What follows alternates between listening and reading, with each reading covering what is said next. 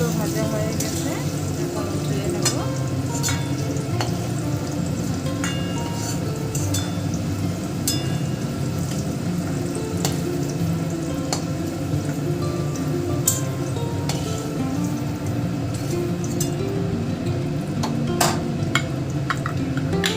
এখন তেলটা গরম করে ফোড়ন দিয়ে দেব।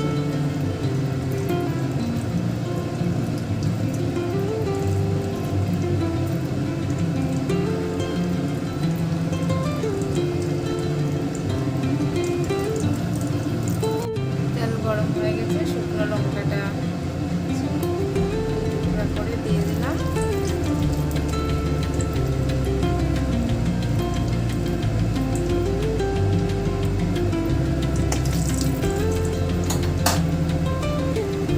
তেজপাতা দিয়ে দিলাম,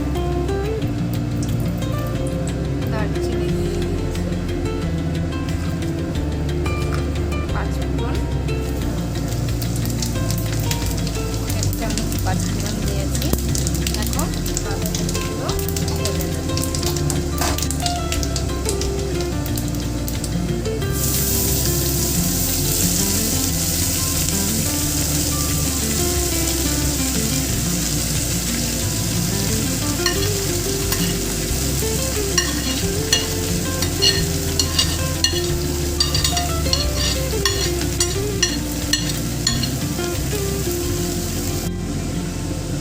কড়াইশুঁটিগুলো দিয়ে দেব।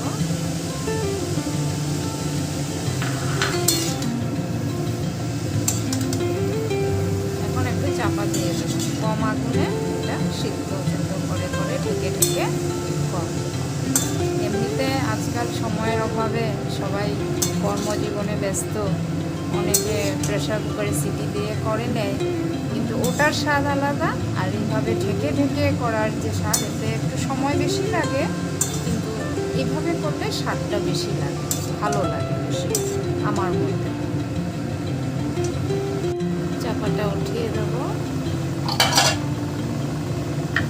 এখন কাঁচা লঙ্কাগুলো দিয়ে দেবো, আলুগুলো, ভেজে রাখা আলুগুলো দিয়ে দেবো, দিয়ে আবার চাপা দিয়ে দেবো। কম আগুনে আস্তে আস্তে এটা সিদ্ধ হতে থাকবে।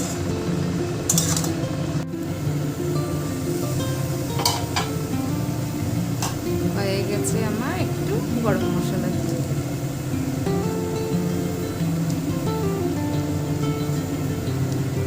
এখন একটু নাড়িয়ে